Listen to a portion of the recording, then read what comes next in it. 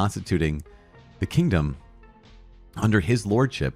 And as you noted in Matthew 16, establishing that role of the prime minister or the al-Khaba'it of the kingdom.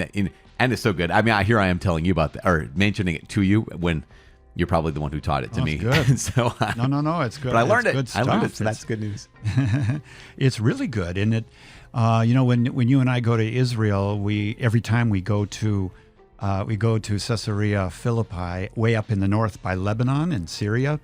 And when I used to give trips as a Protestant, they didn't go up there. And when we started going up there as a Catholic, the guides would say, "Why are you taking a whole day to go all the way up there? I mean, can't you just talk about it?" And I said, "No, you don't get it. This is important. See it. It's important for Catholics to know the place that Jesus gave the first prime minister, the first papa, which was Saint Peter." And I love that. I'll just read this real quick because it's so good. Jesus said, "Who do they say the Son of Man is?" And they said, "Well, Jeremiah, Elijah, John the Baptist, one of the prophets." No. He says, "But who do you say that I am?" And he says, "Who do you say I am?" They give him these guesses, and they get it wrong. He says, "Well, who do you say I am?" That's what I was trying to say. Right. And Peter steps up to the plate and says, "You are Christ, the Son of the living God." And then Jesus at that point does something that you know as well as I do, Father. It blew away the rest of the disciples. He pulls out the keys, gives them to Peter, and says, "Blessed are you, Simon Bar-Jonah, for flesh and blood did not reveal this to you, but my Father who is in heaven. And I say to you, you are Peter, and upon this rock I'll build my church, and the gates of hell will not prevail. What you bind in heaven will be bind on earth will be bound in heaven. What you loose on earth will be loosed in heaven." And so the question is, well, what was Jesus doing there in Matthew 16? Well, he was establishing Peter as the prime minister, as the first pope, who is really tasked with leading the church when the king ascends.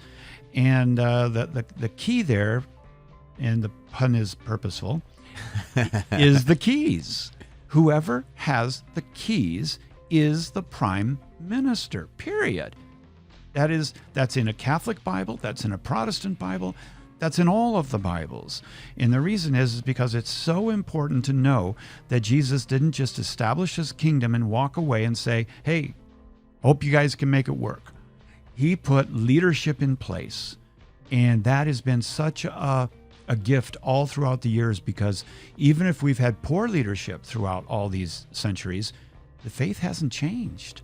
And that's the work of the Holy Spirit through the papacy. So that is really, really important. And that is not just an invisible or spiritual kingdom, although it is that, but it also has structure to it. How it has, as you mentioned, there's leadership. There are roles that people fulfill, not just kind of this vague sense of the church, but you can point to, you can see and say, "Oh, the kingdom is here." That the kingdom has structure. I mean, if God is going to fulfill these promises, the promise wasn't just for, again, a merely a spiritual kingdom, but a kingdom where you could point to and see it, and it would give God glory, and it would save people, it would serve people, and save people. God would through his church, through his kingdom. One of the most powerful moments I've ever had in my entire life was a year before Pope John Paul II passed away. And I was invited to meet with him and my family in his library, his private library. And I wouldn't normally talk about that. In fact, Pope Benedict told me not to be a name dropper. But but I remember going in there, and we knelt down, the whole family knelt down in front of Pope John Paul II. And I looked up, and there were keys on the collar of his garments. Yeah. And I got so choked up, I looked and I thought, "Oh my, I have come to the seat of Peter." Yeah. And it was an amazing moment. It was like, put a fork in me, This was an amazing moment to have. That's the closest I can come to Peter, and the history of the church. And so the Pope is such a gift to us, and I'm very, very grateful for all of the popes who have served so well in loving us, in loving Christ, and making sure that we are fed and taken care of. And you are an extension of that yourself, Father, and you've done a great job. Well, that's that mystery of what we're going to read about in Hebrews of God choosing men to serve as priests and to have that Jesus, the one high priest, but he shares that work, shares that ministry, shares that grace, and gosh, get to be able to be brought into that and do what we can as human beings. That's amazing. So as I move and just kind of go into all the way to the end of Matthew's or through Matthew's gospel, what are some things that I know you already said, hey, pay attention to these things. Pay attention to the fact that Matthew is a Jew writing to Jews, and pay attention to the reality that we're going to need to be seeing how the New Testament reveals the Old. The Old is hidden in the New, vice versa. The New Testament reveals the Old. The New Testament is hidden in the Old. But are any kind of like launching points to take away as maybe a lot of us start Matthew 1-4 today? Mm-hmm. Well, I do think that again we've talked about it several times, but reading the Bible and listening to the Bible, not just as a curiosity seeker, but as a disciple. And in the Gospels, we see the language used over and over that they followed Jesus. And after the Gospels, we see in the book of Acts that we only see one time where they use the word follow Jesus, but now it changes to walking with him.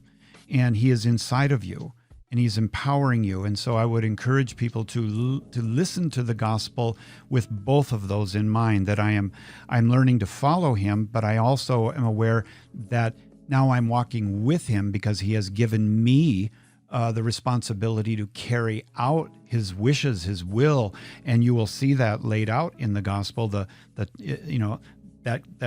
great bracelet. What would Jesus do? Well, you're going to be soaked in it now, and so what Jesus would do, that's what the type of things that we do, and we want to come to know his voice.